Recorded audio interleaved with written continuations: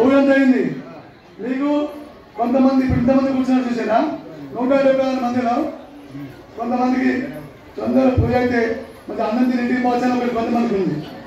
కొంతమందికి ఏంది టీవీ చూస్తే బాగుంటుంది కావచ్చు హాయిగా అయిపోయింది కదా అని కొంతమంది మాత్రం భక్తిగా ఎప్పుడు అవకాశం రాదు కదా ఒక సంవత్సరానికి ఒకసారి అర్ధ గంట అటెండ్ కావచ్చు అని కొంతమందిలో ఉన్నది. అంటే రకరకాల మనసత్వం కానీ ఏదైతే ఉన్నా మీకు గుర్తు పెట్టాం. ఇది ఒక మేము సర్కులర్ 1 గంటకి ఇచ్చాం. ఇంకా 9 నిమిషాలు ఉంది మాట. 9 నిమిషాలప్పుడు మీకు కదిలిస్తే మీరు హాయిగా భోజనాలు వెళ్ళచ్చు, ఇట్లా రావచ్చు. కరెక్ట్ 1 గంటకు ఒక్కరు గుర్తుపెట్టుకోండి. భోజనం దగ్గర మీద పడకండి. చాలా మంది ఆడవాళ్ళు ఇక్కడ మిగతా దగ్గర సంబంధం తెలియదు కానీ అందరూ తృప్తిగా తినండి. 3 దారులు కౌంటర్ ఉంది. అటొకటి ఆ సైడ్ ఒకటి ముందు ఒకటి 3 కౌంటర్లు ఉన్నాయి. తొందర పడకండి.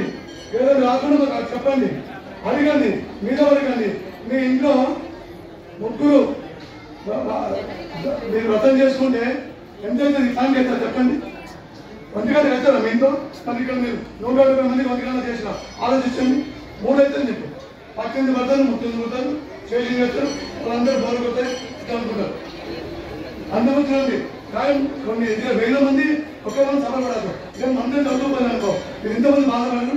చూడండి బాగలేదు శివాలయం అక్కడ గేట్ తప్పింది చూడండి. అది చూడండి 1000 మంది నా ఒక్కల వల్ల 1000 మంది ఇబ్బంది పడద్దు. అది నా సిద్ధాంతం. నేను ఇబ్బంది పడ్డా మంచిదే కానీ నా వల్ల నేను ఇబ్బంది అది నా సిద్ధాంతం. కాబట్టి అమ్మా మన ఇంట్లో చేస్తే కూడా 1 గంట